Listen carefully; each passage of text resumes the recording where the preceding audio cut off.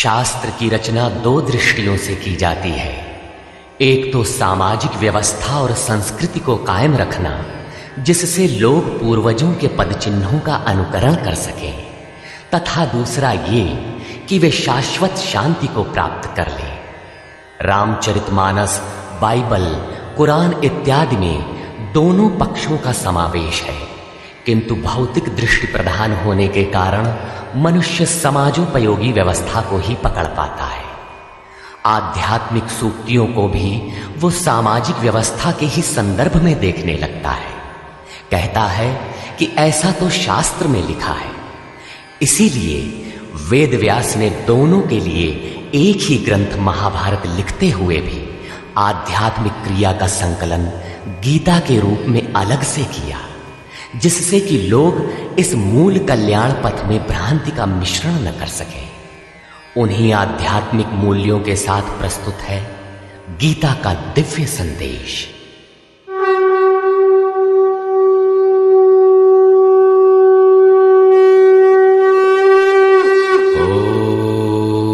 ओम श्री परमात्मने नमः। यथार्थ गीता, श्रीमद् भगवत गीता, अथ तृतीयो अध्यायः। अध्याय 2 में भगवान श्री कृष्ण ने बताया कि यह बुद्धि तेरे लिए ज्ञान मार्ग के विषय में कही गई। कौन सी बुद्धि? यही कि युद्ध कर, जीतोगे तो महामहिम की स्थिति प्राप्त कर लोगे और हारोगे तो देवत्व है। जीत में सर्वस्व है और हार में भी देवत्व है, कुछ मिलता ही है। अतः इस दृष्टि से लाभ और हानि दोनों में कुछ न कुछ मिलता है, किंचित भी क्षति नहीं है। फिर कहा, अब इसी को तू निष्काम कर्मयोग के विषय में सुन। जिस बुद्धि से युक्त होकर तू कर्मों के बंधन से अच्छी प्रकार छूट जाएगा। फिर उसकी विशेषताओं पर प्रकाश डाला। कर्म करते समय आवश्यक सावधानियों पर बल दिया कि फल की वासना वाला ना हो, कामनाओं से रहित होकर कर्म में प्रवृत्त हो और कर्म करने में तेरी अश्रद्धा भी ना हो, जिससे तू कर्म बंधन से मुक्त हो जाएगा। मुक्त तो होगा, किंतु रास्ते में अपनी स्थिति नहीं दिखाई पड़ी। अतः अर्जुन को निष्काम कर्मयोग की अपेक्षा ज्ञान मार्ग सरल और प्राप्ति वाला प्रतीत हुआ। उसने प्रश्न किया, जनार्दन, निष्काम कर्म की अपेक्षा ज्ञान मार्ग आपकी दृष्टि में श्रेष्ठ है, तो मुझे भयंकर कर्मों में क्यों लगाते हैं? प्रश्न स्वाभाविक था। मान लें एक ही स्थान पर जाने के दो रास्ते हैं। यदि आपको वास्तव में जाना है तो आप अवश्य प्रश्न करेंगे कि इनमें सुगम कौन है। यदि नहीं करते तो आप पथिक नहीं। ठीक इसी प्रकार अर्जुन ने भी प्रश्न रखा। अर्जुन उवाच,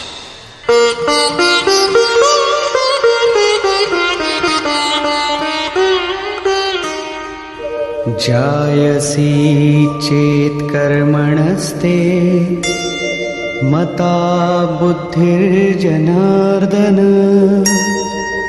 तत्किं कर्मणि घोरे मां नियोजयसि केशव।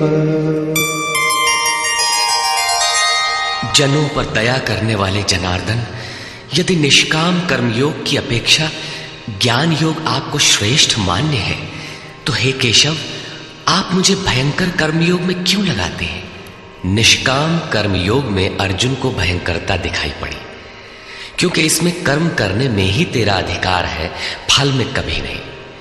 कर्म करने में अश्रद्धा भी ना हो और निरंतर समर्पण के साथ योग पर दृष्टि रखते हुए कर्म में लगा रहे। जबकि ज्ञान मार्ग में हारोगे तो देवत्व है, जीतने पर महामहिम स्थिति है। अपनी लाभ हानि स्वयं देखते हुए आगे बढ़ना है। इस प्रकार अर्जुन को निष्काम कर्मयोग की अपेक्षा ज्ञान योग सरल प्रतीत हुआ। इसलिए उसने निवेदन किया,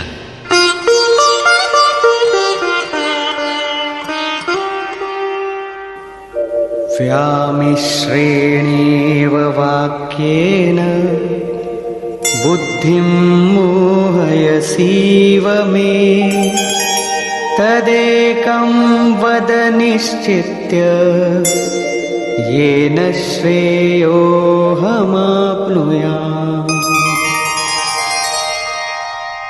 आप इन मिले हुए से वचनों से मेरी बुद्धि मोहित सी करते हैं। आप तो मेरी बुद्धि का मोह दूर करने में प्रवृत्त हुए हैं। अतः इनमें से एक निश्चय करके कहिए जिससे मैं श्रेय परम कल्याण मोक्ष को प्राप्त हो जाऊं। इस पर श्री कृष्ण ने कहा, श्री भगवान उवाच,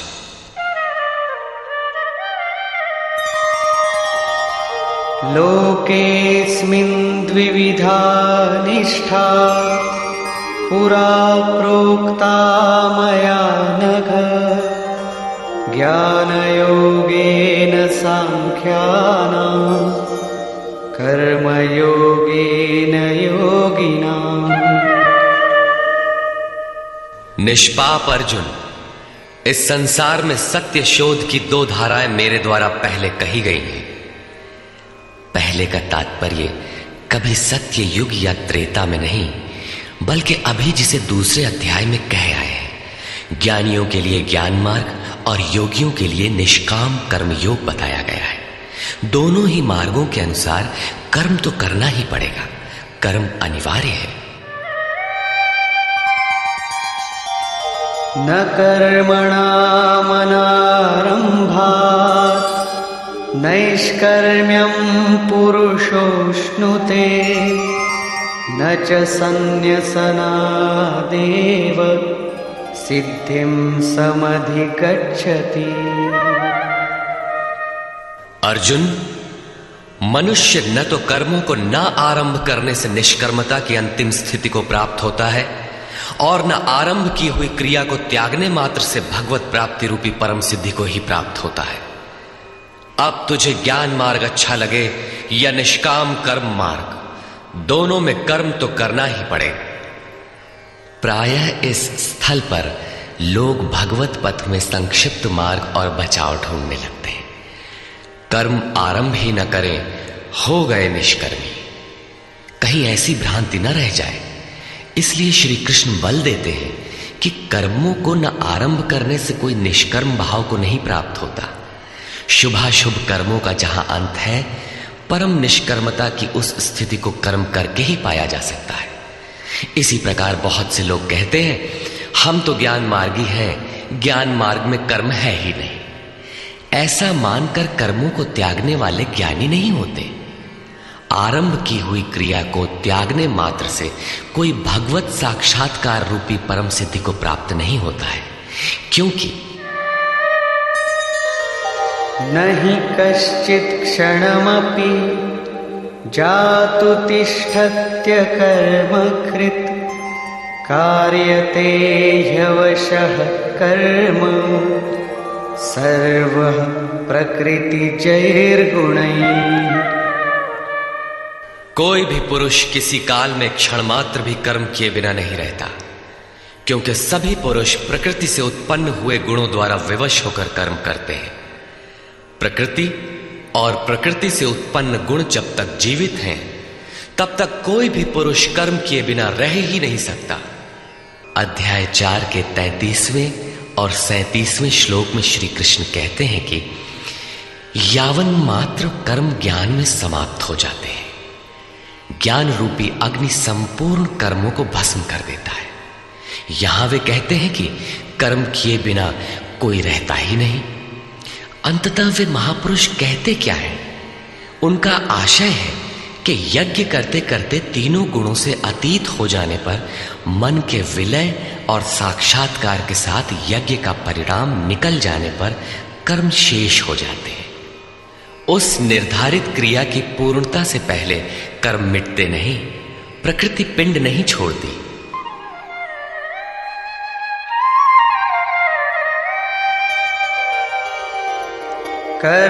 कर्मेन्द्रियाणि संयम्य य आस्ते मनसा स्मरन् इन्द्रियार्थान् विमूढात्मा मिथ्याचार स उच्यते। इतने पर भी विशेष रूप से मूढ़ लोग जो कर्मेंद्रियों को हठ से रोककर इंद्रियों के भोगों का मन से स्मरण करते रहते हैं, वे मिथ्याचारी हैं, पाखंडी हैं, न कि ज्ञानी। सिद्ध है कि कृष्ण काल में भी ऐसी रूढ़ियां थीं। लोग करने योग्य क्रिया को छोड़कर इंद्रियों को हठ से रोककर बैठ जाते थे और कहने लगते थे कि मैं ज्ञानी हूं, पूर्ण हूं। किंतु श्री कृष्ण कहते हैं कि वे धूर्त हैं। ज्ञान मार्ग अच्छा लगे या निष्काम कर्म योग, दोनों ही मार्गों में कर्म तो करना ही पड़ेगा।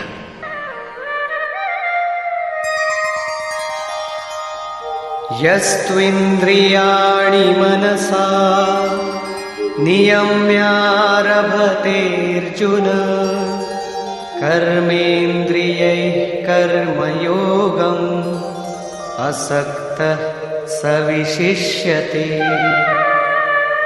अर्जुन, जो पुरुष मन से इंद्रियों को वश में करके जब मन में भी वासनाओं का स्फुरण न हो सर्वथा अनासक्त हुआ कर्मेंद्रियों से कर्मयोग का आचरण करता है, वो श्रेष्ठ है। ठीक है, समझ में आया कि कर्म का आचरण करें, किंतु ये प्रश्न खड़ा होता है कि कौन सा कर्म करें। इस पर कहते हैं, नियतं कुरु कर्म त्वं कर्मजायो ह्यकर्मणः शरीरयात्रापि च ते न प्रसिद्धेद कर्मणः। अर्जुन, तू निर्धारित किए हुए कर्म को कर, अर्थात कर्म तो बहुत से हैं, उनमें से कोई एक चुना हुआ है, उसी नियत कर्म को कर। कर्म न करने की अपेक्षा कर्म करना ही श्रेष्ठ है, इसलिए कि करते रहोगे, थोड़ी भी दूरी तय कर लोगे तो जैसा पीछे बता आए हैं, महान जन्म मरण के भय से उद्धार करने वाला है, इसलिए श्रेष्ठ है। कर्म न करने से तेरी शरीर यात्रा भी सिद्ध नहीं होगी। शरीर यात्रा का अर्थ लोग कहते हैं शरीर निर्वाह। कैसा शरीर निर्वाह? क्या आप शरीर हैं? ये पुरुष जन्म जन्मांतर से, युग युगांतरों से शरीर की यात्रा ही तो करता चला आ रहा है। जैसे वस्त्र जीर्ण हुआ तो दूसरा तीसरा धारण किया, इसी प्रकार कीट पतंग से लेकर मानव तक, ब्रह्मा से लेकर यावन मात्र जगत परिवर्तनशील है। ऊपर नीचे योनियों में बराबर ये जीव शरीरों की ही तो यात्रा कर रहा है। कर्म कोई ऐसी वस्तु है जो इस यात्रा को सिद्ध कर देती है, पूर्ण कर देती है।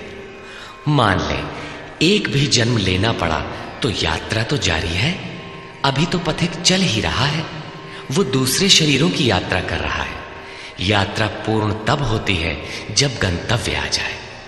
परमात्मा में स्थिति के अनंतर इस आत्मा को शरीरों की यात्रा नहीं करनी पड़ती, अर्थात शरीर त्याग और शरीर धारण वाला क्रम समाप्त हो जाता है। अतः कर्म कोई ऐसी वस्तु है कि इस पुरुष को पुनः शरीरों की यात्रा नहीं करनी पड़ती। मोक्ष से शुभात। अर्जुन, इस कर्म को करके तू संसार बंधन अशुभ से छूट जाएगा। कर्म कोई ऐसी वस्तु है जो संसार बंधन से मुक्ति दिलाती है। अब प्रश्न खड़ा होता है कि वो निर्धारित कर्म है क्या। इस पर कहते हैं, यज्ञार्थात् कर्मणोऽन्यत्र लोकोऽयं कर्मबन्धनः तदर्थं कर्म कौन्तेय मुक्तसंग समाचर। अर्जुन, यज्ञ की प्रक्रिया ही कर्म है। वो हरकत कर्म है जिससे यज्ञ पूर्ण हो। सिद्ध है कि कर्म एक निर्धारित प्रक्रिया है। इसके अतिरिक्त जो कर्म होते हैं, क्या वे कर्म नहीं है? श्री कृष्ण कहते हैं, नहीं, वे कर्म नहीं है। अन्यत्र लोकोयम कर्म बंधनः। इस यज्ञ की प्रक्रिया के अतिरिक्त दुनिया में जो कुछ भी किया जाता है, सारा जगत जिसमें रात दिन व्यस्त है, वो इसी लोक का एक बंधन है, न कि कर्म। कर्म तो मोक्ष से शुभात, अशुभ अर्थात संसार बंधन से छुटकारा दिलाने वाला है। मात्र यज्ञ की प्रक्रिया ही कर्म है। वो हरकत कर्म है जिससे यज्ञ पूरा होता है। अतः अर्जुन, उस यज्ञ की पूर्ति के लिए संग दोष से अलग रहकर भली प्रकार कर्म का आचरण कर। संग दोष से अलग हुए बिना यह कर्म होता ही नहीं। अब हम समझ गए कि यज्ञ की प्रक्रिया ही कर्म है, किंतु यहां पुनः एक नवीन प्रश्न उत्पन्न हो गया कि वो यज्ञ क्या है जिसे किया जाए। इसके लिए पहले यज्ञ को न बताकर श्री कृष्ण बताते हैं कि यज्ञ आया कहां से, ये देता क्या है। उसकी विशेषताओं पर प्रकाश डाला और चौथे अध्याय में जाकर स्पष्ट किया कि यज्ञ क्या है जिसे हम कार्य रूप दें और हमसे कर्म होने लगे। योगेश्वर श्री कृष्ण की शैली से स्पष्ट है कि जिस वस्तु का चित्रण करना है वे पहले उसकी विशेषताओं का चित्रण करते हैं जिससे श्रद्धा जागृत हो। तत्पश्चात वे उसमें बरती जाने वाली सावधानियों पर प्रकाश डालते हैं और अंत में मुख्य सिद्धांत प्रतिपादित करते हैं। स्मरण रहे कि यहां पर श्री कृष्ण ने कर्म के दूसरे अंग पर प्रकाश डाला कि कर्म एक निर्धारित क्रिया है। जो कुछ किया जाता है वो कर्म नहीं है। अध्याय 2 में पहली बार कर्म का नाम लिया, उसकी विशेषताओं पर बल दिया, उसमें बरती जाने वाली सावधानियों पर प्रकाश डाला, लेकिन यह नहीं बताया कि कर्म क्या है। योगेश्वर श्री कृष्ण ने कहा, अर्जुन, तो निर्धारित किए हुए कर्म को कर। अब प्रश्न उठता है कि निर्धारित कर्म क्या है जिसे हम करें। तब बताया कि यज्ञ को कार्य रूप देना कर्म है। अब प्रश्न उठता है कि वो यज्ञ क्या है। यहां यज्ञ की उत्पत्ति विशेषता बताकर शांत हो जाएंगे और आगे अध्याय 4 में यज्ञ का निखरा हुआ रूप मिलेगा जिसे करना कर्म है। कर्म की यह परिभाषा गीता को समझने की कुंजी है। यज्ञ के अतिरिक्त दुनिया में लोग कुछ न कुछ करते ही रहते हैं। कोई खेती करता है तो कोई व्यापार, कोई पदासीन है तो कोई सेवक, कोई अपने को बुद्धिजीवी कहता है तो कोई श्रमजीवी, कोई समाज सेवा को कर्म मानता है तो कोई देश सेवा को। और इन्हीं कर्मों में लोग सकाम और निष्काम कर्म की भूमिका भी बनाए पड़े हैं। किंतु श्री कृष्ण कहते हैं ये कर्म नहीं है। अन्यत्र लोकोयम कर्म बंधना। यज्ञ की प्रक्रिया के सिवाय जो कुछ भी किया जाता है वो इसी लोक का बंधनकारी कर्म है, न कि मोक्षद कर्म। वस्तुतः यज्ञ की प्रक्रिया ही कर्म है। अब यज्ञ न बताकर पहले ये बताते हैं कि यज्ञ आया कहां से।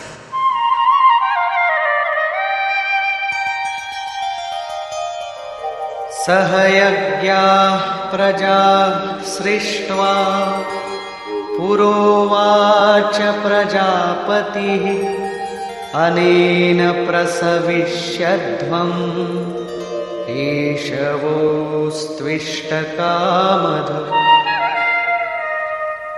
प्रजापति ब्रह्मा ने कल्प के आदि में यज्ञ सहित प्रजा को रचकर कहा कि इस यज्ञ द्वारा वृद्धि को प्राप्त हो।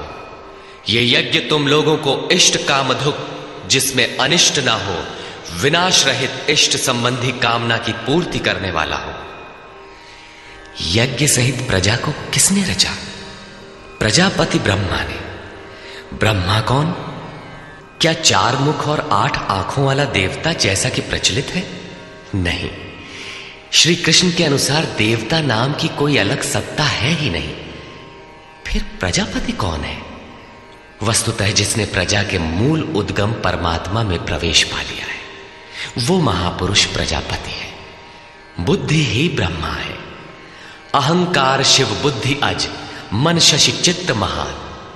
उस समय बुद्धि यंत्र मात्र होती है। उस महापुरुष की वाणी में परमात्मा ही बोलता है।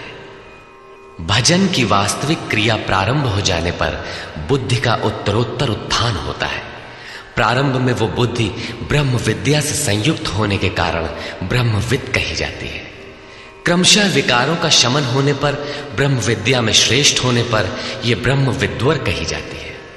उत्थान और सूक्ष्म हो जाने पर बुद्धि की अवस्था विकसित हो जाती है। वो ब्रह्म विद्वरीयान कहलाती है। उस अवस्था में ब्रह्म विद्वेत्ता पुरुष दूसरों को भी उत्थान मार्ग पर लाने का अधिकार प्राप्त कर लेता है। बुद्धि की पराकाष्ठा है ब्रह्म विद्वरिष्ट, अर्थात ब्रह्मविद की वो अवस्था जिसमें इष्ट प्रवाहित है। ऐसी स्थिति वाले महापुरुष प्रजा के मूल उद्गम परमात्मा में प्रविष्ट और स्थित रहते हैं। ऐसे महापुरुषों की बुद्धि मात्र यंत्र है, वे ही प्रजापति कहलाते हैं। वे प्रकृति के द्वंद्व का विश्लेषण कर आराधना क्रिया की रचना करते हैं। यज्ञ के अनुरूप संस्कारों का देना ही प्रजा की रचना है। इससे पूर्व समाज अचेत अव्यवस्थित रहता है। सृष्टि अनादि है, संस्कार पहले से ही है, किंतु अस्त व्यस्त विकृत है। यज्ञ के अनुरूप उन्हें ढालना ही रचना या सजाना है।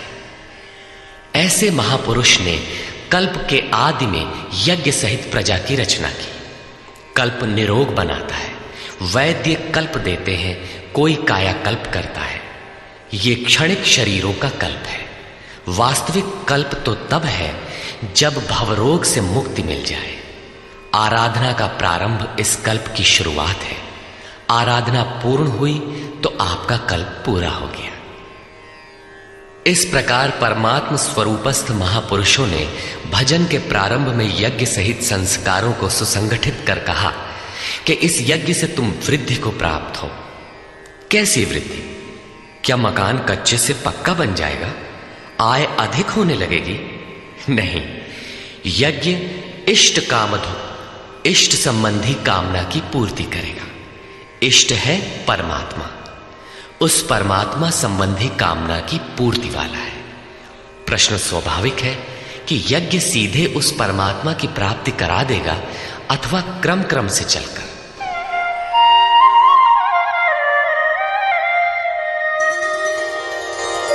देवान् भावयतानेन ते देवा भावयन्तु वः परस्परं भावयन्तः श्रेयः परमवाप्स्यथ। इस यज्ञ द्वारा देवताओं की उन्नति करो, अर्थात दैवी संपत्ति की वृद्धि करो। वे देवता लोग तुम लोगों की उन्नति करेंगे। इस प्रकार आपस में वृद्धि करते हुए परम श्रेय, जिसके बाद कुछ भी पाना शेष न रहे, ऐसे परम कल्याण को प्राप्त हो जाओ। ज्यों ज्यों हम यज्ञ में प्रवेश करेंगे, आगे यज्ञ का अर्थ होगा आराधना की विधि। त्यों त्यों हृदय देश में दैवी संपत्ति अर्जित होती चली जाएगी। परम देव एकमात्र परमात्मा है। उस परम देव में प्रवेश दिला देने वाली जो संपद है, अंतःकरण की जो सजातीय प्रवृत्ति है, उसी को दैवी संपद कहते हैं। वो परम देव को संभव करती है, इसलिए दैवी संपद कही जाती है, न कि बाहरी देवता जैसा लोग कल्पना कर लेते हैं। योगेश्वर श्री कृष्ण के शब्दों में उनका कोई अस्तित्व नहीं है। आगे कहते हैं,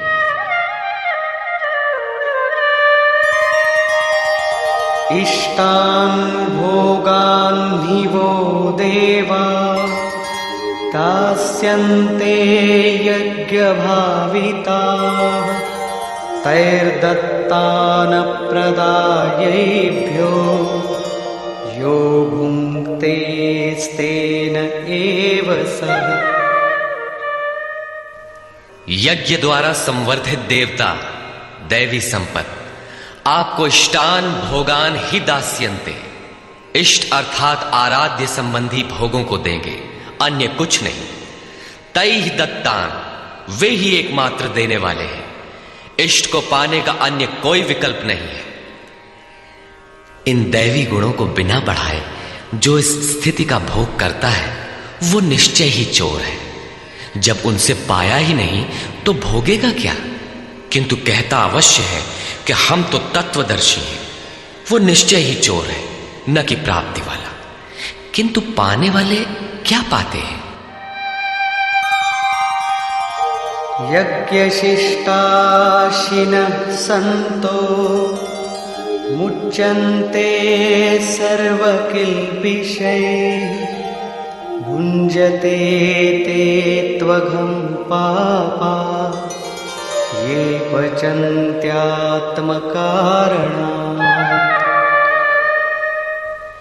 यज्ञ से बचे हुए अन्न को खाने वाले संतजन सब पापों से मुक्त हो जाते हैं। दैवी संपत्ति की वृद्धि करते करते परिणाम में प्राप्ति काल ही पूर्ति काल है। जब यज्ञ पूर्ण हो गया तो शेष बचा हुआ ब्रह्म ही अन्न है। इसी को श्री कृष्ण ने दूसरे शब्दों में कहा, यज्ञ शिष्टामृत भुजो यान्ति ब्रह्म सनातनम।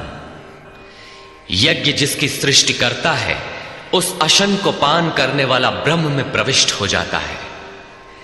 यहां वे कहते हैं कि यज्ञ से शेष बचे हुए अशन को, ब्रह्म पीयूष को पान करने वाला सब पापों से छुटकारा पा जाता है। संत जन तो छूट जाते हैं, किंतु पापी लोग मोह के माध्यम से उत्पन्न शरीरों के लिए पचते हैं। वे पाप खाते हैं। उन्होंने भजन भी किया, आराधना को समझा, अग्रसर भी हुए, किंतु बदले में एक मीठी सी चाह पैदा हो गई कि आत्म कारणात् शरीर के लिए और शरीर के संबंधों को लेकर कुछ मिले। उसे मिल तो जाएगा, किंतु उतने भोग के पश्चात वो अपने को वहीं खड़ा पाएगा जहां से चलना प्रारंभ किया था। इससे बड़ी क्षति क्या होगी? जब शरीर ही नश्वर है तो इसके सुख भोग कब तक साथ देंगे? वे आराधना तो करते हैं, किंतु बदले में पाप ही खाते हैं। पलट सुधाते सठ विष लेहि, वो नष्ट तो नहीं होगा, किंतु आगे नहीं बढ़ेगा। इसीलिए श्री कृष्ण निष्काम भाव से कर्म भजन करने पर बल देते हैं। अभी तक श्री कृष्ण ने बताया कि यज्ञ परम श्रेय देता है और उसकी रचना महापुरुषों द्वारा होती है, किंतु वे महापुरुष प्रजा की रचना में क्यों प्रवृत्त होते हैं? इस पर कहते हैं,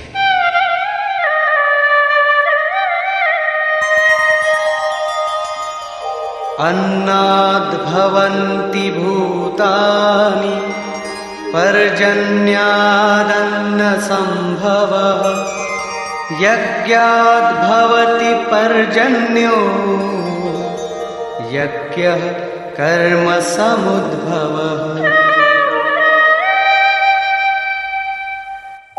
कर्म ब्रह्मोद्भवं विद्धि ब्रह्माक्षर समुद्भवम्, तस्मात् सर्वगतं ब्रह्म नित्यं यज्ञे प्रतिष्ठितम्।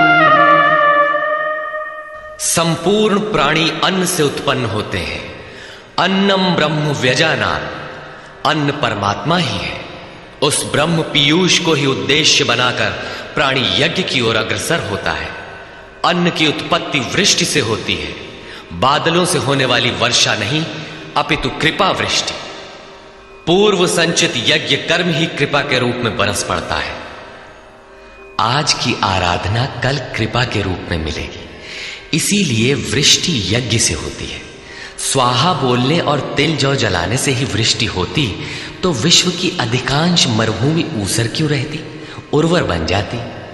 यहां कृपा वृष्टि यज्ञ की देन है। ये यज्ञ कर्मों से ही उत्पन्न होने वाला है। कर्म से यज्ञ पूर्ण होता है। उस कर्म को वेद से उत्पन्न हुआ जान। वेद ब्रह्म स्थित महापुरुष की वाणी है।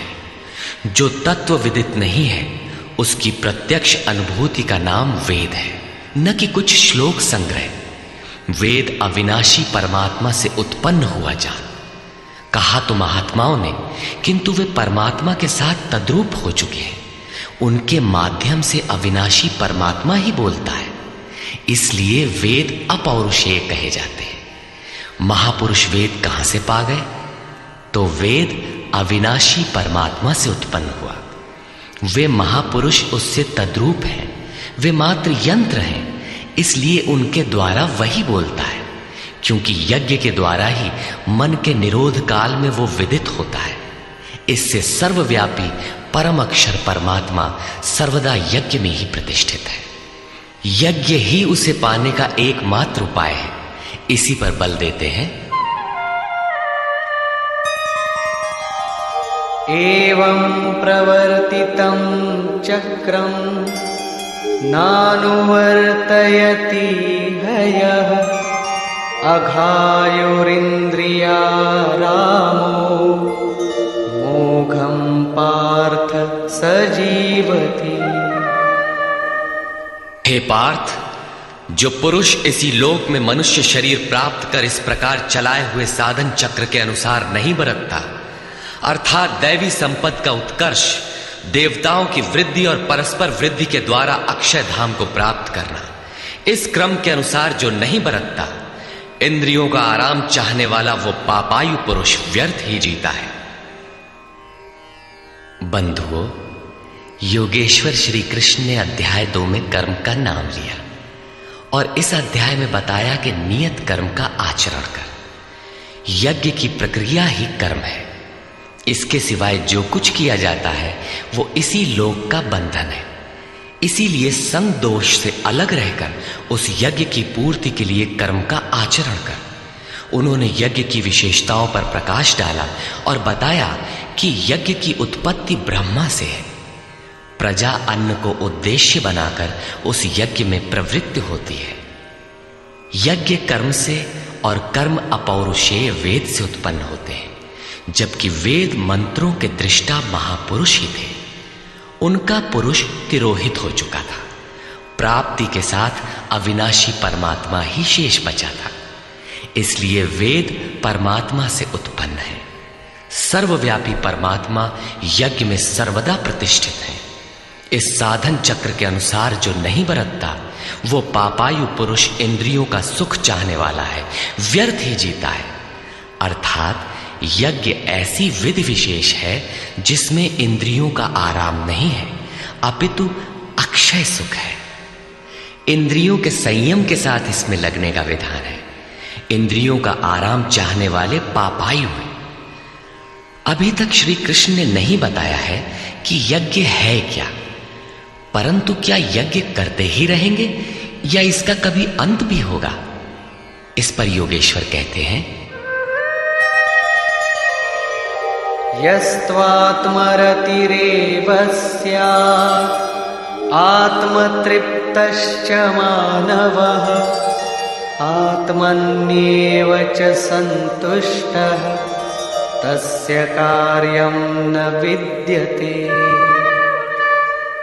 परंतु जो मनुष्य आत्मा में ही रत, आत्मतृप्त और आत्मा में ही संतुष्ट है, उसके लिए कोई कर्तव्य नहीं रह जाता। यही तो लक्ष्य था। जब अव्यक्त सनातन अविनाशी आत्म तत्व प्राप्त हो गया तो आगे ढूंढे किसे? ऐसे पुरुष के लिए न कर्म की आवश्यकता है न किसी आराधना की। आत्मा और परमात्मा एक दूसरे के पर्याय हैं। इसी का पुनः चित्रण करते हैं। नैव तस्य कृतेनार्थो नाकृतेनेह कश्चन न चास्य सर्वभूतेषु कश्चिदर्थव्यपाश्रयः।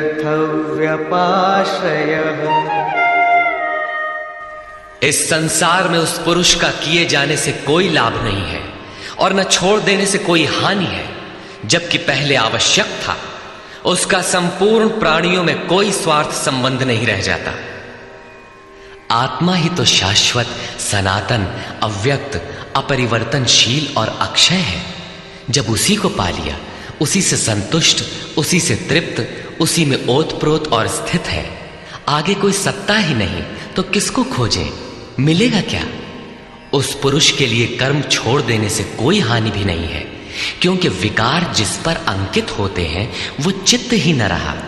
उसका संपूर्ण भूतों में बाह्य जगत और आंतरिक संकल्पों की परत में लेश मात्र भी अर्थ नहीं रहता। सबसे बड़ा अर्थ तो था परमात्मा। जब वही उपलब्ध है तो दूसरों से उसका क्या प्रयोजन होगा? तस्मादसक्तः सततं कार्यं कर्म समाचर असक्तो ह्याचरन् कर्म परमाप्नोति पुरुषः। इस स्थिति को प्राप्त करने के लिए तू अनासक्त हुआ। निरंतर कार्यम कर्म, जो करने योग्य कर्म है उस कर्म को अच्छी प्रकार कर, क्योंकि अनासक्त पुरुष कर्म के आचरण से परमात्मा को प्राप्त होता है। नियत कर्म कार्यम कर्म एक ही है। कर्म की प्रेरणा देते हुए वे कहते हैं,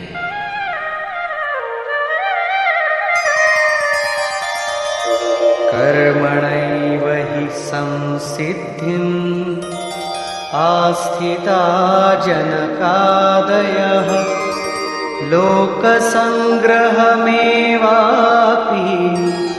सम्पश्यन् कर्तुमर्हसि। जनक माने राजा जनक नहीं, जनक जन्मदाता को कहते हैं। योग ही जनक है, आपके स्वरूप को जन्म देता है, प्रकट करता है। योग से संयुक्त प्रत्येक महापुरुष जनक हैं। ऐसे योग संयुक्त बहुत से ऋषियों जनकादयः जनक इत्यादि ज्ञानी जन महापुरुष भी कर्मणा एव संसिद्धिम कर्मों के द्वारा ही परम सिद्धि को प्राप्त हुए। परम सिद्धि माने परम तत्व परमात्मा की प्राप्ति। जनक इत्यादि जितने भी पूर्व में होने वाले महर्षि हुए हैं, इस कार्यम कर्म के द्वारा जो यज्ञ की प्रक्रिया है, इस कर्म को करके ही संसिद्धिम परम सिद्धि को प्राप्त हुए। किंतु प्राप्ति के पश्चात वे भी लोक संग्रह को देखकर कर्म करते हैं, लोक हित को चाहते हुए कर्म करते हैं। अतः तू भी प्राप्ति के पश्चात लोक नायक बनने के लिए कार्य करने के ही योग्य है। क्यों? यद्यदाचरति श्रेष्ठः तत्तदेवेतरो जनः स यत्प्रमाणं कुरुते लोकस्तदनुवर्तते। श्रेष्ठ पुरुष जो आचरण करता है, अन्य पुरुष भी उसके अनुसार ही करते हैं। वो महापुरुष जो कुछ प्रमाण कर देता है, संसार उसका अनुसरण करता है। पहले श्री कृष्ण ने स्वरूप में स्थित आत्मतृप्त महापुरुष की रहनी पर प्रकाश डाला कि उसके लिए कर्म किए जाने से न कोई लाभ और न छोड़ने से कोई हानि। फिर भी जनकादि कर्म में भली प्रकार बरतते थे। वहां उन महापुरुषों से श्री कृष्ण धीरे से अपनी तुलना कर देते हैं कि मैं भी एक महापुरुष हूं।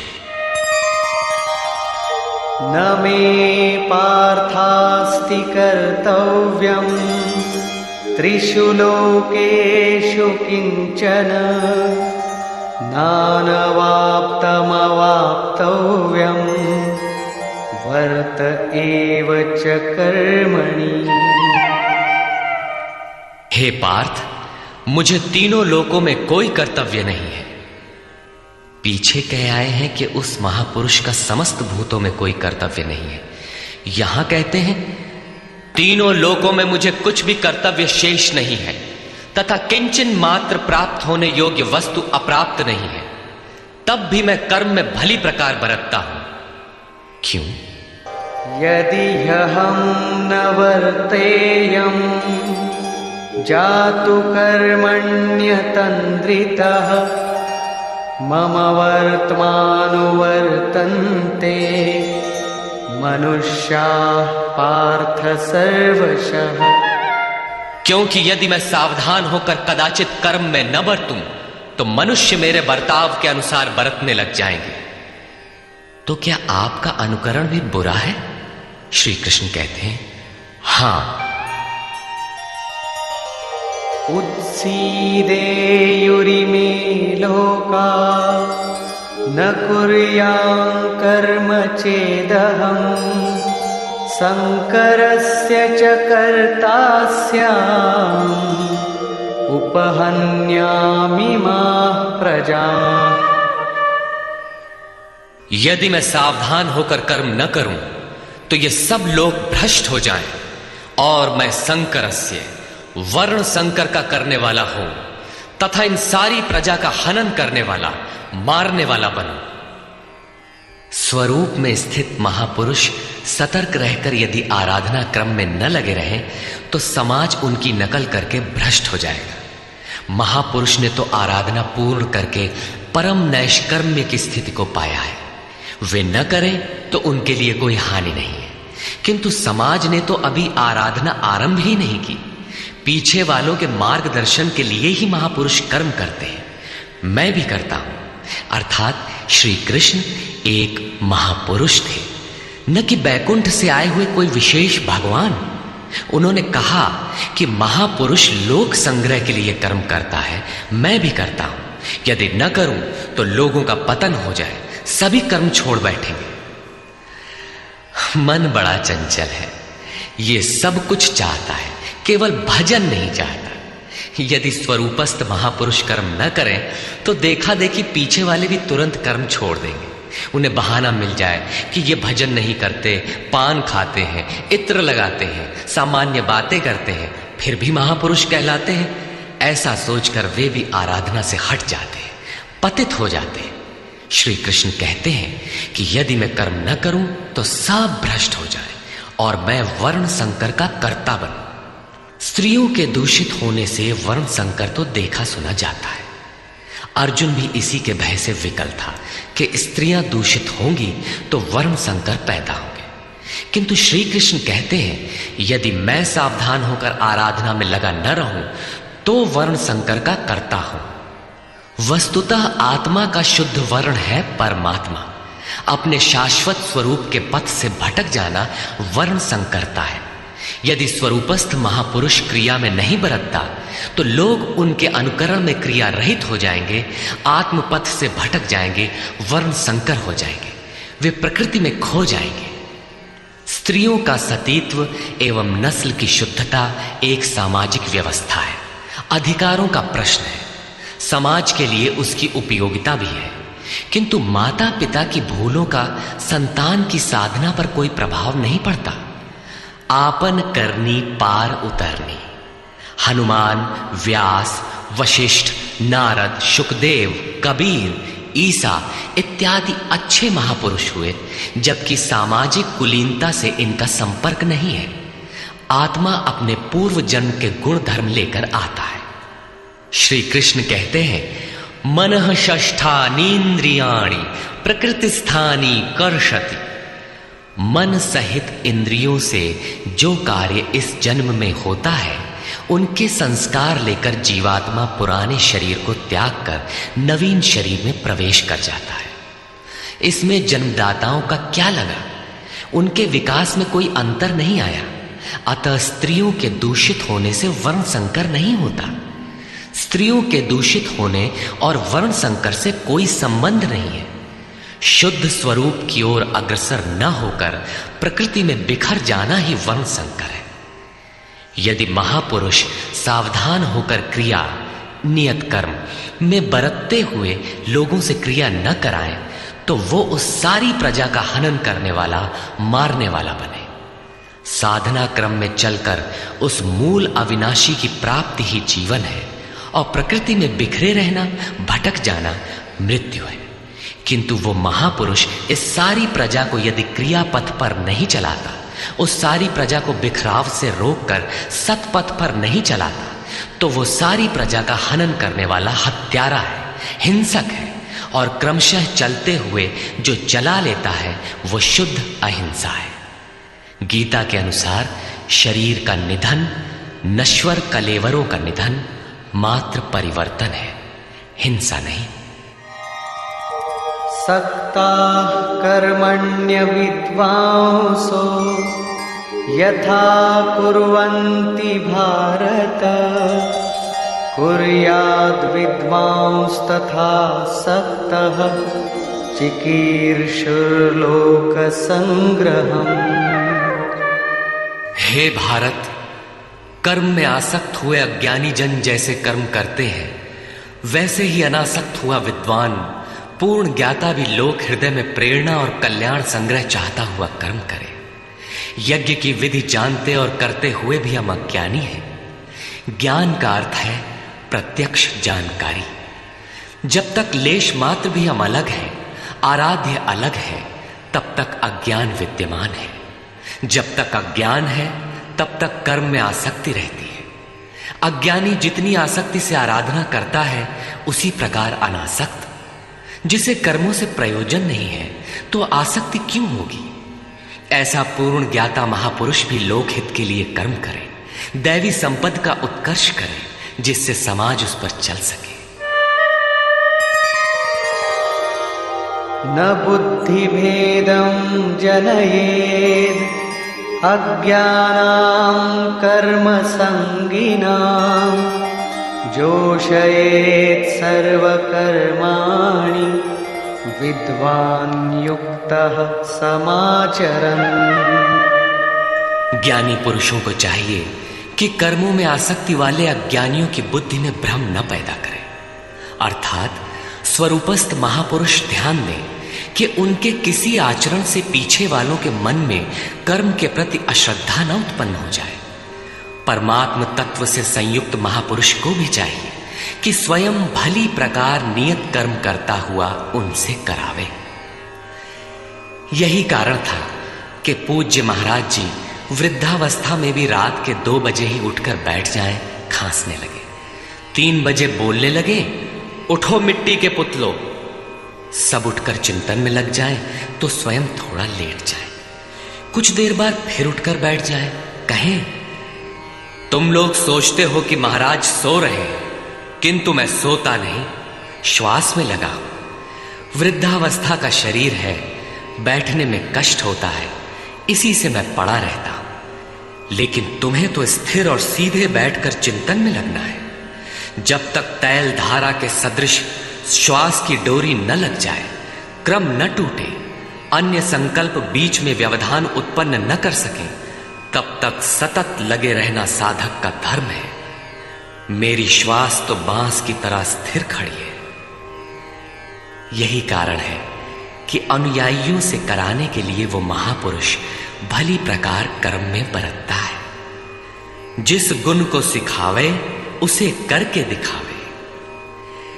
इस प्रकार स्वरूपस्थ महापुरुष को भी चाहिए कि स्वयं कर्म करता हुआ साधकों को भी आराधना में लगाए रहे।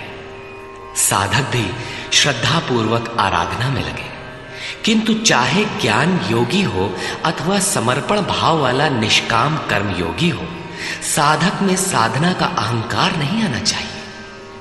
कर्म किसके द्वारा होते हैं, उसके होने में कौन कारण है, इस पर श्री कृष्ण प्रकाश डालते हैं।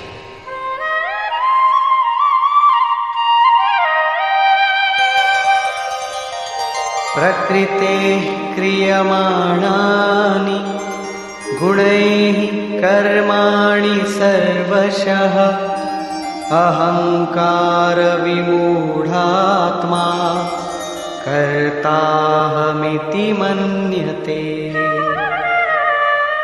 आरंभ से पूर्ति पर्यंत संपूर्ण कर्म प्रकृति के गुणों द्वारा किए जाते हैं। फिर भी अहंकार से विशेष मूढ़ पुरुष मैं करता हूं ऐसा मान लेता है। ये कैसे माना जाए कि आराधना प्रकृति के गुणों द्वारा होती है? ऐसा किसने देखा?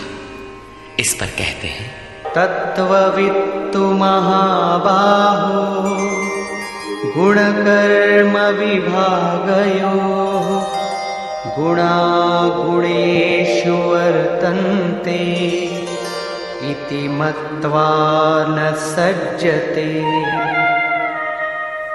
हे महाबाहो, गुण और कर्म के विभाग को तत्वविद परम तत्व परमात्मा की जानकारी वाले महापुरुषों ने देखा और संपूर्ण गुण गुणों में बरत रहे हैं।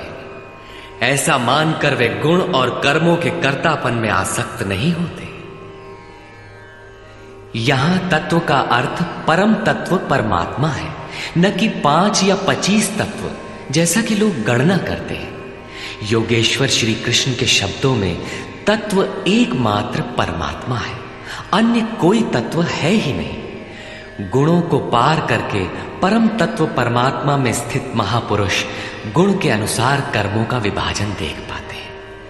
तामसी गुण रहेगा तो उसका कार्य होगा आलस्य, निद्रा, प्रमाद, कर्म में प्रवृत्त न होने का स्वभाव। राजसी गुण रहेंगे तो आराधना में पीछे न हटने का स्वभाव, शौर्य, स्वामी भाव से कर्म होगा। और सात्विक गुण कार्यरत होने पर ध्यान, समाधि, अनुभवी उपलब्धि, धारावाहिक चिंतन, सरलता स्वभाव में होगी। गुण परिवर्तनशील है। प्रत्यक्षदर्शी ज्ञानी ही देख पाता है कि गुणों के अनुरूप कर्मों का उत्कर्ष अपकर्ष होता है। गुण अपना कार्य करा लेते हैं, अर्थात गुण गुणों में बरतते हैं। ऐसा समझकर वो प्रत्यक्ष दृष्टा कर्म में आसक्त नहीं होता। किंतु जिसने गुणों का पार नहीं पाया, जो अभी रास्ते में है, उन्हें तो कर्म में आसक्त रहना है। इसलिए प्रकृतेर्गुण सम्मूढ़ाः सज्जन्ते गुणकर्मसु तान् कृत्स्नविदो मंदान् कृत्स्नविन्न विचालये। प्रकृति के गुणों से मोहित हुए पुरुष गुण और कर्मों में क्रमशः निर्मल गुणों की ओर उन्नति देखकर उनमें आसक्त होते हैं। उन अच्छी प्रकार न समझने वाले मंदान शिथिल प्रयत्न वालों को अच्छी प्रकार जानने वाला ज्ञानी चलायमान न करे। उन्हें हतोत्साहित न करे, बल्कि प्रोत्साहन दे, क्योंकि कर्म करके ही उन्हें परम नैष्कर्म्य की स्थिति पाना है। अपनी शक्ति और स्थिति का आकलन करके कर्म में प्रवृत्त होने वाले ज्ञान मार्गी साधकों को चाहिए कि कर्म को गुणों की देन माने, अपने को कर्ता मानकर अहंकारी न बन जाए। निर्मल गुणों को प्राप्त होने पर भी उनमें आसक्त न हो। किंतु निष्काम कर्मयोगी को कर्म और गुणों के विश्लेषण में समय देने की कोई आवश्यकता नहीं है। उसे तो बस समर्पण के साथ कर्म करते जाना है। कौन गुण आ जा रहा है, ये देखना इष्ट की जिम्मेदारी हो जाती है। गुणों का परिवर्तन और क्रम क्रम से उत्थान वो इष्ट की ही देन मानता है और कर्म होने को भी उन्हीं की देन मानता है। अतः कर्तापन का अहंकार या गुणों में आसक्ति होने की समस्या उसके लिए नहीं रहती, जबकि अनवरत लगा रहता है। इसी पर और साथ ही युद्ध का स्वरूप बताते हुए श्री कृष्ण कहते हैं, मयि सर्वाणि कर्माणि सन्न्यस्याध्यात्मचेतसा निराशीर्निर्ममो भूत्वा युध्यस्व विगतज्वरः।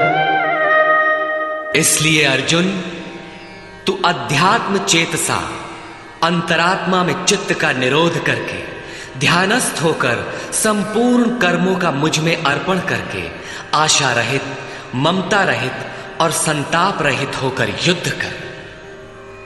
जब चित्त ध्यान में स्थित है, लेश मात्र भी कहीं आशा नहीं, कर्म में ममत्व नहीं है, असफलता का संताप नहीं है, तो वो पुरुष कौन सा युद्ध करेगा?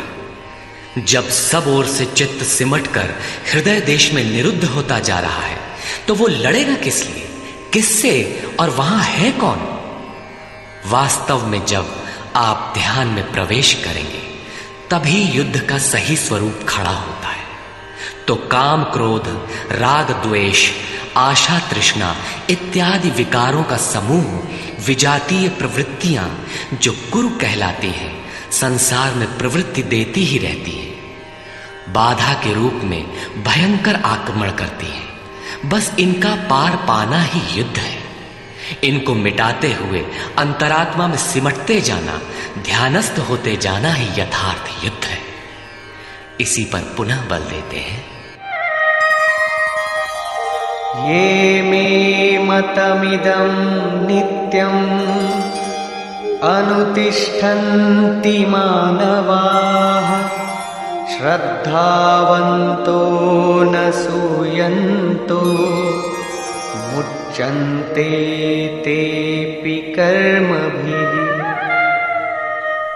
अर्जुन, जो कोई मनुष्य दोष दृष्टि से रहित होकर श्रद्धा भाव समर्पण से संयुक्त हुआ, सदा मेरे इस मत के अनुसार बरतते हैं कि युद्ध कर, वे पुरुष भी संपूर्ण कर्मों से छूट जाते हैं। योगेश्वर का यह आश्वासन किसी हिंदू, मुसलमान या ईसाई के लिए नहीं, अपितु मानव मात्र के लिए है। उनका मत है कि युद्ध कर। इससे ऐसा प्रतीत होता है कि ये उपदेश युद्ध वालों के लिए था। अर्जुन के समक्ष तो सौभाग्य से विश्व युद्ध की संरचना थी। आपके सामने तो कोई युद्ध नहीं है। आप गीता के पीछे क्यों पड़े हैं? क्योंकि कर्मों से छूटने का उपाय तो युद्ध करने वालों के लिए है, किंतु ऐसा कुछ नहीं है। वस्तुतः ये अंतर्देश की लड़ाई है। क्षेत्र और क्षेत्रज्ञ का, विद्या और अविद्या का, धर्म क्षेत्र और कुरुक्षेत्र का संघर्ष है। आप ज्यों ज्यों ध्यान में चित्त का निरोध करेंगे, विजातीय प्रवृत्ति बाधा के रूप में प्रत्यक्ष होती है, भयंकर आक्रमण करती है। उसका शमन करते हुए चित्त का निरोध करते जाना ही युद्ध है। जो दोष दृष्टि से रहित होकर श्रद्धा के साथ इस युद्ध में लगता है, वो कर्मों के बंधन से, आवागमन से भली प्रकार छुटकारा पा जाता है। जो इस युद्ध में प्रवृत्त नहीं होता, उसकी क्या गति होती है? इस पर कहते हैं, ये त्वेतदभ्यसूयन्तो नानुतिष्ठन्ति मे मतम् सर्वज्ञानविमूढांस्तान् विद्धि नष्टान चेतसः। जो दोष दृष्टि वाले अचेतसः, मोह निशा में अचेत लोग मेरे इस मत के अनुसार नहीं बरतते, अर्थात ध्यानस्थ होकर आशा, ममता, संताप रहित होकर समर्पण के साथ युद्ध नहीं करते। सर्वज्ञान विमूढ़ान, ज्ञान पथ में सर्वथा मोहित उन लोगों को तू कल्याण से भ्रष्ट हुआ ही जान। जब यही सही है तो लोग करते क्यों नहीं? इस पर कहते हैं, सदृशं चेष्टते स्वस्याः प्रकृतेर्ज्ञानवानपि प्रकृतिं यान्ति भूतानि निग्रहः किं करिष्यति। सभी प्राणी अपनी प्रकृति को प्राप्त होते हैं, अपने स्वभाव से परवश होकर कर्म में भाग लेते हैं। प्रत्यक्षदर्शी ज्ञानी भी अपनी प्रकृति के अनुसार चेष्टा करता है। प्राणी अपने कर्मों में बरतते हैं और ज्ञानी अपने स्वरूप में। जैसा जिसकी प्रकृति का दबाव है, वैसा ही कार्य करता है। यह स्वयं सिद्ध है। इसमें निराकरण कोई क्या करेगा? यही कारण है कि सभी लोग मेरे मत के अनुसार कर्म में प्रवृत्त नहीं हो पाते। वे आशा, ममता, संताप का, दूसरे शब्दों में राग द्वेष का त्याग नहीं कर पाते, जिससे कर्म का सम्यक आचरण नहीं हो पाता। इसी को और स्पष्ट करते हैं और दूसरा कारण बताते हैं, इन्द्रियस्येन्द्रियस्यार्थे रागद्वेषौ व्यवस्थितौ तयोर्न वशमागच्छेत् तौ ह्यस्य परिपन्थिनौ। इंद्रिय और इंद्रियों के भोगों में राग और द्वेष स्थित हैं। इन दोनों के वश में नहीं होना चाहिए, क्योंकि इस कल्याण मार्ग में कर्मों से छूट जाने वाली प्रणाली में ये राग और द्वेष दुर्धर्ष शत्रु है, आराधना का अपहरण कर ले जाते हैं। जब शत्रु भीतर है तो बाहर कोई किसी से क्यों लड़ेगा? शत्रु तो इंद्रिय और भोगों के संसर्ग में है, अंतःकरण में है। अतः ये युद्ध भी अंतःकरण का युद्ध है, क्योंकि शरीर ही क्षेत्र है जिसमें सजातीय विजातीय दोनों प्रवृत्तियां, विद्या और अविद्या रहती हैं, जो माया के दो अंग हैं। इन्हीं प्रवृत्तियों का पार पाना, सजातीय प्रवृत्ति को साध कर विजातीय का अंत करना युद्ध है। विजातीय समाप्त होने पर सजातीय का उपयोग समाप्त हो जाता है। स्वरूप का स्पर्श करके सजातीय का भी उसके अंतराल में विलय हो जाना, इस प्रकार प्रकृति का पार पाना युद्ध है, जो ध्यान में ही संभव है। राग द्वेष के शमन में समय लगता है। इसलिए बहुत से साधक क्रिया को छोड़कर सहसा महापुरुष की नकल करने लग जाते हैं। श्री कृष्ण इससे सावधान करते हैं।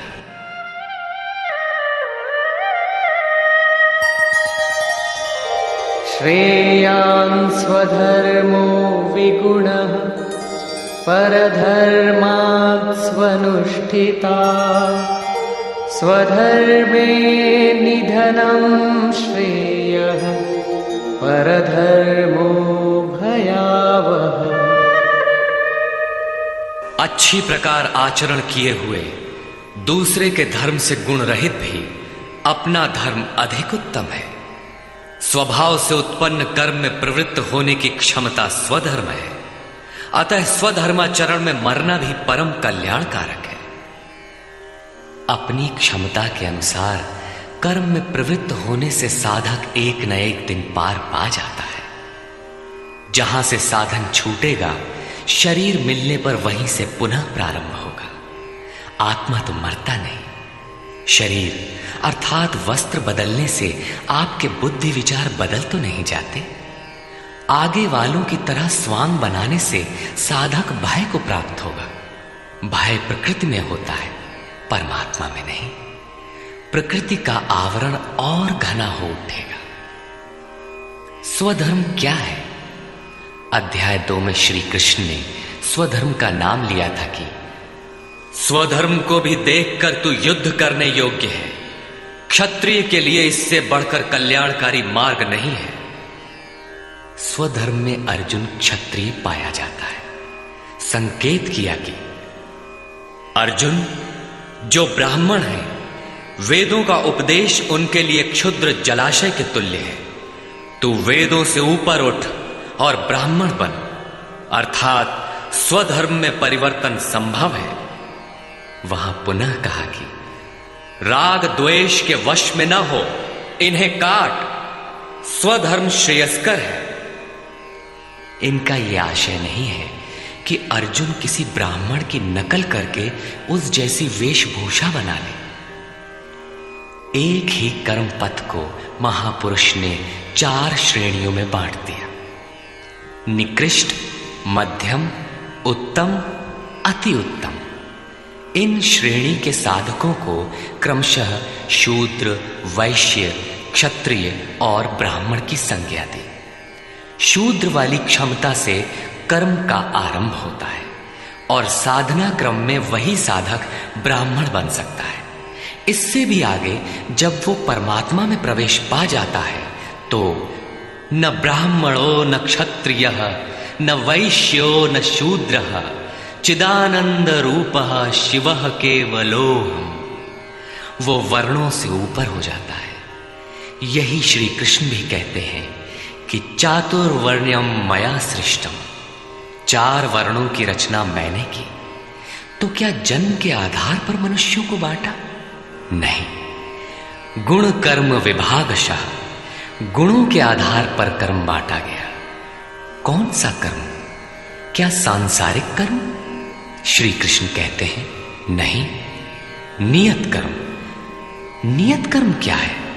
वो है यज्ञ की प्रक्रिया, जिसमें होता है श्वास में प्रश्वास का हवन, प्रश्वास का श्वास में हवन, इंद्रिय संयम इत्यादि, जिसका शुद्ध अर्थ है योग साधना, आराधना। इस आराधना कर्म को ही 4 श्रेणियों में बांटा गया। जैसी क्षमता वाला पुरुष हो, उसे उसी श्रेणी से प्रारंभ करना चाहिए। यही सबका अपना अपना स्वधर्म है। यदि वो आगे वालों की नकल करेगा तो भय को प्राप्त होगा। सर्वथा नष्ट तो नहीं होगा, क्योंकि इसमें बीज का नाश तो नहीं होता। हां, वो प्रकृति के दबाव से भयाक्रांत, दीनहीन अवश्य हो जाएगा। शिशु कक्षा का विद्यार्थी स्नातक कक्षा में बैठने लगे तो स्नातक क्या बनेगा? वो प्रारंभिक वर्णमाला से भी वंचित रह जाएगा। अर्जुन प्रश्न रखता है कि मनुष्य स्वधर्म का आचरण क्यों नहीं कर पाता? अर्जुन उवाच अथ केन प्रयुक्तोऽयं पापं चरति पूरुषः अनिच्छन्नपि वार्ष्णेय बलादिव नियोजितः। हे कृष्ण, फिर ये पुरुष बरबस घसीट कर लगाए हुए के सदृश न चाहता हुआ भी किसकी प्रेरणा से पाप का आचरण करता है? आपके मत के अनुसार क्यों नहीं चल पाता? इस पर योगेश्वर श्री कृष्ण कहते हैं, श्री भगवान वाच। काम एष क्रोध एष रजो गुण समुद्भवः महाशनो महापाप्मा विद्येनमिह वैरिणम्। अर्जुन, रजोगुण से उत्पन्न ये काम और ये क्रोध अग्नि के समान भोग भोगने से कभी न तृप्त होने वाले बड़े पापी हैं। काम क्रोध राग द्वेष के ही पूरक है। अभी मैंने जिसकी चर्चा की थी, इस विषय में तू इनको ही शत्रु जान। अब इनका प्रभाव बताते हैं।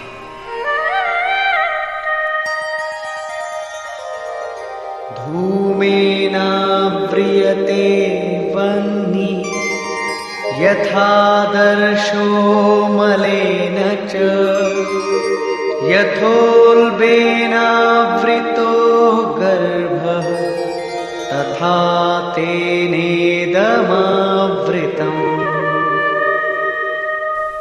जैसे धुएं से अग्नि और मल से दर्पण ढक जाता है, जैसे जेर से गर्भ ढका हुआ है, ठीक वैसे ही काम क्रोधादि विकारों से यह ज्ञान ढका हुआ है। भीगी लकड़ी जलाने पर धुआं ही धुआं होता है। अग्नि रहकर भी लपट का रूप नहीं ले पाता। मल से ढके दर्पण पर जिस प्रकार प्रतिबिंब स्पष्ट नहीं होता, झिल्ली के कारण जिस प्रकार गर्भ ढका रहता है, वैसे ही इन विकारों के रहते परमात्मा का प्रत्यक्ष ज्ञान नहीं होता। आवृतं ज्ञानमेतेन ज्ञानिनो नित्यवैरिणा कामरूपेण कौन्तेय दुष्पूरेणानलेन च। कौन्तेय, अग्नि के समान भोगों से न तृप्त होने वाले ज्ञानियों के निरंतर बैरी इस काम से ज्ञान ढका हुआ है। अभी तो श्री कृष्ण ने काम और क्रोध दो शत्रु बताए। प्रस्तुत श्लोक में वे केवल एक शत्रु काम का नाम लेते हैं। वस्तुतः काम में क्रोध का अंतर्भाव है। कार्य पूर्ण होने पर क्रोध समाप्त हो जाता है, किंतु कामना समाप्त नहीं होती। कामना पूर्ति में व्यवधान पड़ते ही क्रोध पुनः उभर आता है। काम के अंतराल में क्रोध भी निहित है। इस शत्रु का निवास कहां है? इसे ढूंढे कहां? निवास जान लेने पर इसे समूल नष्ट करने से सुविधा रहेगी। इस पर श्री कृष्ण कहते हैं,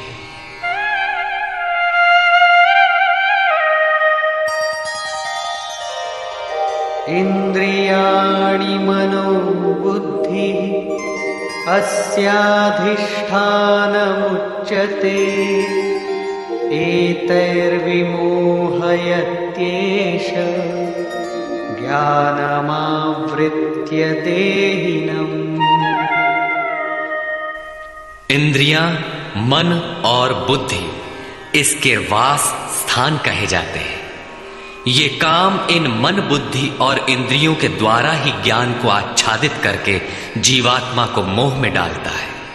तस्मात् त्वमिन्द्रियाण्यादौ नियम्य भरतर्षभ पाप्मानं प्रजह्येनं ज्ञानविज्ञाननाशनम्। इसलिए अर्जुन, तू पहले इंद्रियों को नियम में संयत कर, क्योंकि शत्रु तो इनके अंतराल में छिपा है। वो तुम्हारे शरीर के भीतर है, बाहर खोजने से वो कहीं नहीं मिलेगा। इंद्रियों को वश में करके ज्ञान और विज्ञान का नाश करने वाले इस पापी काम को ही मार। ये हृदय देश की अंतर जगत की लड़ाई है। काम सीधे पकड़ में नहीं आएगा, अतः विकारों के निवास स्थान का ही घेराव कर लो, इंद्रियों को ही संयत कर लो। किंतु इंद्रियों और मन को संयत करना तो बड़ा कठिन है। क्या ये हम कर पाएंगे? इस पर योगेश्वर श्री कृष्ण आपकी सामर्थ्य बताते हुए प्रोत्साहित करते हैं।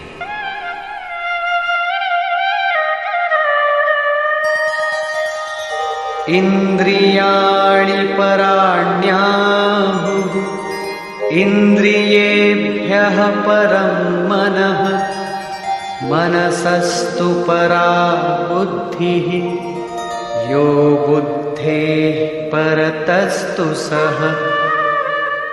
अर्जुन, इस शरीर से तू इंद्रियों को परे अर्थात सूक्ष्म और बलवान जान। इंद्रियों से परे मन है, ये उनसे भी बलवान है। मन से परे बुद्धि है, और जो बुद्धि से भी अत्यंत परे है वो तुम्हारा आत्मा है, वही हो तुम। इसलिए इंद्रियों, मन और बुद्धि का निरोध करने में तुम सक्षम हो। एवं बुद्धे परं बुद्ध्वा संस्तभ्यात्मानमात्मना जहि शत्रुं महाबाहो कामरूपं दुरासदम्। इस प्रकार बुद्धि से परे अर्थात सूक्ष्म और बलवान अपने आत्मा को जानकर, आत्म बल को समझकर, बुद्धि के द्वारा अपने मन को वश में करके अर्जुन इस काम रूपी दुर्जय शत्रु को मार। काम एक दुर्जय शत्रु है। इंद्रियों के द्वारा ये आत्मा को मोहित करता है, तो अपनी शक्ति समझकर, आत्मा को बलवान समझकर काम रूपी शत्रु को मारना है। कहने की आवश्यकता नहीं है कि ये शत्रु आंतरिक है और युद्ध भी अंतर्देश का ही है। निष्कर्ष, बहुधा गीता प्रेमी व्याख्याताओं ने इस अध्याय को कर्मयोग का नाम दिया है, किंतु यह संगत नहीं है। दूसरे अध्याय में योगेश्वर ने कर्म का नाम लिया। उन्होंने कर्म के महत्व का प्रतिपादन कर उसमें कर्म जिज्ञासा जागृत की, और इस अध्याय में उन्होंने कर्म को परिभाषित किया कि यज्ञ की प्रक्रिया ही कर्म है। सिद्ध है कि यज्ञ कोई निर्धारित दिशा है। इसके अतिरिक्त जो कुछ भी किया जाता है वह इसी लोक का बंधन है। श्री कृष्ण जिसे कहेंगे वह कर्म मोक्ष से अशुभा, संसार बंधन से छुटकारा दिलाने वाला कर्म है। श्री कृष्ण ने यज्ञ की उत्पत्ति बताई, वह देता क्या है, उसकी विशेषताओं का चित्रण किया, यज्ञ करने पर बल दिया। उन्होंने कहा इस यज्ञ की प्रक्रिया ही कर्म है। जो नहीं करते वे पापायु, आराम चाहने वाले व्यर्थ जीते हैं। पूर्व में होने वाले महर्षियों ने भी इसे करके ही परम नैष्कर्म्य सिद्धि को पाया। वे आत्मतृप्त हैं, उनके लिए कर्म की आवश्यकता नहीं है। फिर भी पीछे वालों के मार्गदर्शन के लिए वे भी कर्म में भली प्रकार लगे रहते थे। उन महापुरुषों से श्री कृष्ण ने अपनी तुलना की कि मेरा भी अब कर्म करने से कोई प्रयोजन नहीं है, किंतु मैं भी पीछे वालों के हित के लिए ही कर्म में बरतता हूं। श्री कृष्ण ने स्पष्ट अपना परिचय दिया कि वे एक योगी थे।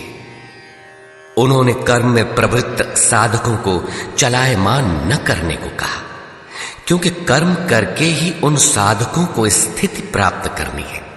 यदि नहीं करेंगे तो नष्ट हो जाएंगे। इस कर्म के लिए ध्यानस्थ होकर युद्ध करना है। आंखें बंद हैं, इंद्रियों से सिमटकर चित्त का निरोध हो चला तो युद्ध कैसा? उस समय काम, क्रोध, राग, द्वेष बाधक होते हैं। इन विजातीय प्रवृत्तियों का पार पाना ही युद्ध है। आसुरी संपद कुरुक्षेत्र विजातीय प्रवृत्ति को शनैः शनैः छांटते हुए ध्यानस्थ होते जाना ही युद्ध है। वस्तुतः ध्यान में ही युद्ध है। यही इस अध्याय का सारांश है, जिसमें न कर्म बताया न यज्ञ। यदि यज्ञ समझ में आ जाए तो कर्म समझ में आए। अभी तो कर्म समझाया ही नहीं गया। इस अध्याय में केवल स्थित प्रज्ञ महापुरुष के प्रशिक्षणात्मक पहलू पर बल दिया गया। यह तो गुरुजनों के लिए निर्देश है। वे न भी करें तो उन्हें कोई क्षति नहीं, और न ऐसा करने में उनका अपना कोई लाभ ही है। किंतु जिन साधकों को परम गति अभीष्ट है, उनके लिए विशेष कुछ कहा ही नहीं। तो यह कर्मयोग कैसे है? कर्म का स्वरूप भी स्पष्ट नहीं है जिसे किया जाए, क्योंकि यज्ञ की प्रक्रिया ही कर्म है। अभी तक उन्होंने इतना ही बताया, यज्ञ तो बताया नहीं। कर्म का स्वरूप स्पष्ट कहां हुआ? हां, युद्ध का यथार्थ चित्रण गीता में यही पाया जाता है। संपूर्ण गीता पर दृष्टिपात करें तो अध्याय 2 में कहा कि शरीर नाशवान है, अतः युद्ध कर। गीता में युद्ध का यही ठोस कारण बताया गया।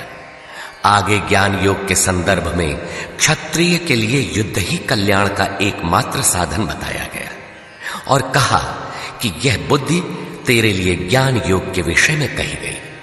कौन सी बुद्धि?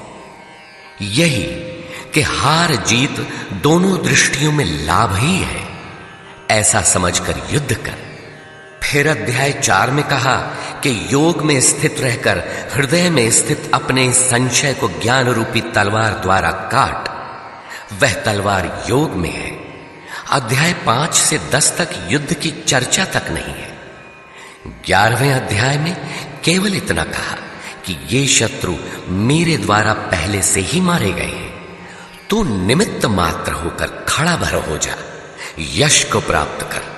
ये तुम्हारे बिना भी मारे हुए हैं, प्रेरक करा लेगा। तू इन मुर्दों को ही मार।